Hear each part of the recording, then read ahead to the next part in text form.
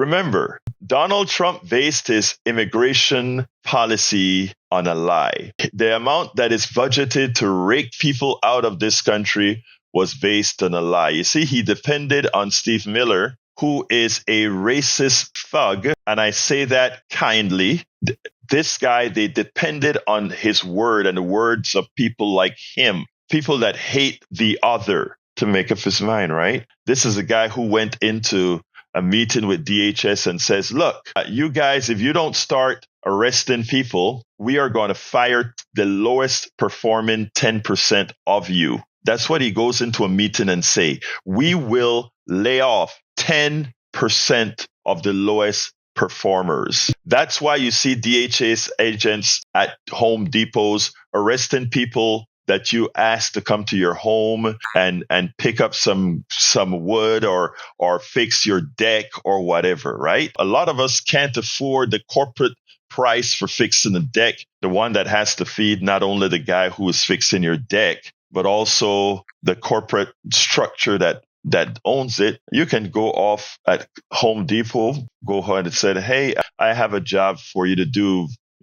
4 hours, $100. Is that okay? That's $25 an hour. Or I have a job that I need done at 10 hours. You will give you $250 for the day. Is that okay to come and do the work? And the guy says, oh, that is great. My work for the day. Excellent. A lot of people out there just wanting to work. Well, DHS, Stephen Miller knows that. And he runs out there and he runs around the parking lot in Home Depot and arrests hard working people trying to feed their families. And he does that at the farmhouse. And he does that in the fields because he can't find enough criminals to deport. He cannot find enough criminals to deport. Well, he's starting to find that out because his rich farmers and his rich businessmen who depend on these laborers have told him so. So I want you to listen to the president. I want you to listen to how this little man has had to change his stance. Let's take a look.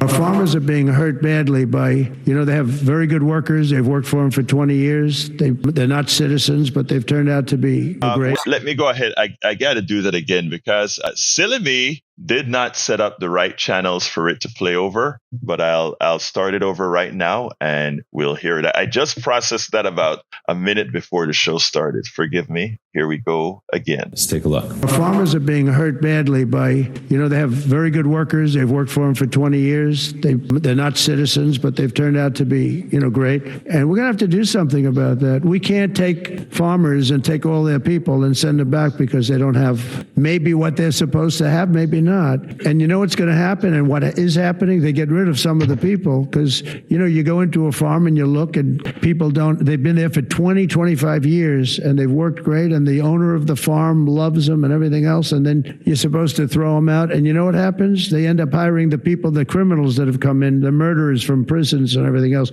So we're going to have an order on that pretty soon, I think. We can't do that to our farmers and leisure too, hotels. We're going to have to use a lot of common sense on that. Maria. You see, in Las Vegas and everywhere else, the people that are cleaning those rooms, the people that are sweeping those floors, the people that are cooking in those restaurants, etc. These good, hard-working people, many of them are undocumented. And the money that many of these wealthy investors in these hotels, these wealthy investors in these farms depend on are these hardworking people doing jobs that they've told the president, we can't find Americans to do these jobs. But there are people coming over here that are willing to do it to get themselves established. It plays a material effect on our economy. This is where prejudice meets reality. We spend a lot of time deconstructing the news, trying to parse it into a form that everybody can understand. We try to find those little nitpicks where it flies above the fray, etc. If you really like these videos that we do, I want to ask a big favor. Please go ahead. Number 1, subscribe to our channel. And number 2, please join if you can. Thank you so kindly for watching. Keep watching. Please remember to share. We must populate the entire internet with our progressive message, a message that we know is what most Americans say that they want. So help us, please join.